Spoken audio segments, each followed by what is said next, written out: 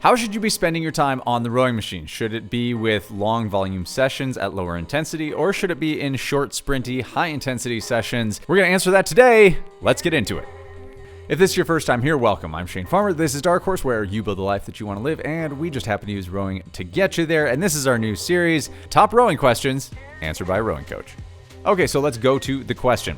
You guys talk about getting the most out of your workout by working out intensely instead of needing to do a lot of meters. Do we need to go intensely every session, especially for rowing 5 days a week or so? Is doing an easier row a waste of time? Now that is an excellent question. First and foremost, intensity is a good way of packing a lot of work into a shorter period of time. I believe where I bring my answer to this question comes from is battling the old adage of the jogging methodology, which hopefully at this point we've kind of overcome that from a social standpoint, that just long distance, lots of volume doesn't really get you the performance that you may be looking for. Now, is it going to have heart gains? Is it going to have metabolic gains? Yes, absolutely. There's value to it. But is it the end all be all? No. Just like high intensity is not the end all be all. So if we're talking about this question of by working out intensely instead of needing to do a lot of meters, do we need to go intensely every session? The answer is no. And in fact, doing too much intensity too frequently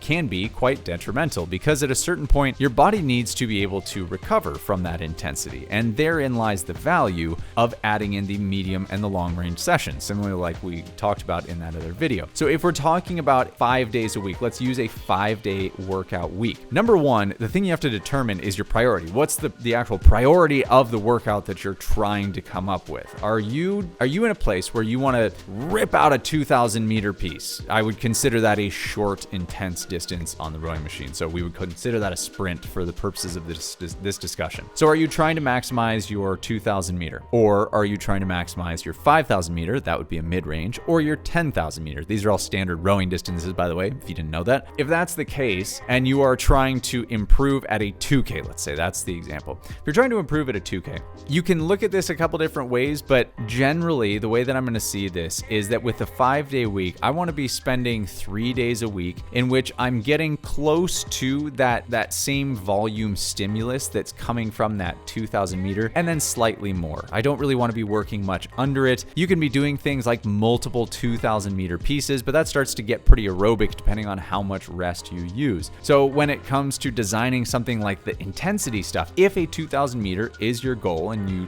test your 2,000 meter and 8 weeks later you want to retest it to see if you can get faster, then you're going to see maybe 3 days a week of that high intensity stuff to make sure that you are addressing the intensity that comes with a 2,000 meter piece. And this is where I say that you want to spend time around the 2,000 meter mark. Now, it could be 1,000 meters, it could be 3,000 meters, it could be multiples of those, but you're getting your body used to what it feels like to put in the intensity for 2,000 meters. Now, that leaves us with 2 days of actual working out a week. So one of those days I would be assigning to very intense. That's where I'm working on very short and heavy work pieces. And so maybe we're talking 30 seconds to a minute kind of work. And that's designed to work you into a power threshold that's going to increase your ability to actually put force into the machine, increase wattage. That's step one. And then the other workout that we're going to be getting, I'm okay putting more of a recovery-based volume style workout in there where you may be up to 5,000 meters, 6,000 meters, something like that. That's helping to support that aerobic base that you're going to need, because if you've tested 2,000 meters, you know it's an aerobic piece. But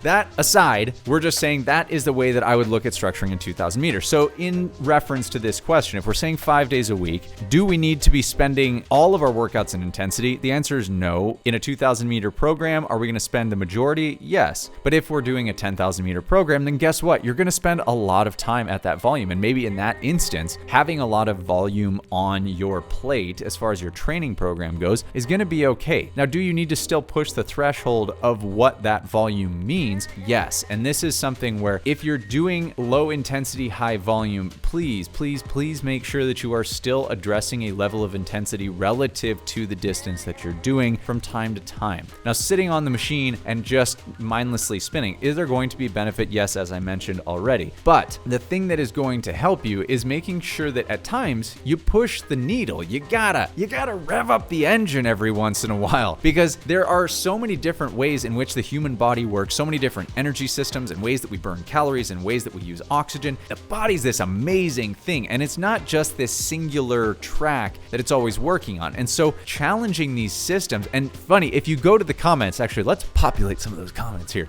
But if you look at that same video where I talked about the 3 buckets of programming that coaches draw from, you find that most people shy away, and you probably catch yourself in this. You probably shy away from one type of workout because it makes you uncomfortable. You just don't like it. And I know that feeling. If you don't love sprint workouts because they hurt and they're just, you don't like that, and you'd rather just sit there forever, and you're like, I can do this for an eternity. You want me to row for 3 hours? Sure, I'll row for 3 hours. I'll get a marathon done, but please don't ask me to do 500-meter sprints. You'll generally shy away from that if you're setting your own programming. And so that's the thing to understand, is you need to address your weaknesses inside of your programming, because your weaknesses are probably going to be your big exposure points. Now, whether you're trying to row for performance or just row for enjoyment, either way, your exposure points do come down to health markers as well. So it's not just about performance factors. I really don't care if you're actually trying to compete or not. I'm trying to make you the best human you can be. And to do that, we need to expose our weaknesses and we need to address them from time to time. So looking back at this question, I want to answer the last bit of this. Is doing an easier row a waste of time? No, it is absolutely not. You can use easy rows for recovery days. Rowing is a fantastic recovery workout. If you do other stuff 5 days a week, you're welcome to jump on the rowing machine for easy workouts twice a week. It's just, you need to understand the use case for your machine, when you're jumping on the machine, why, how,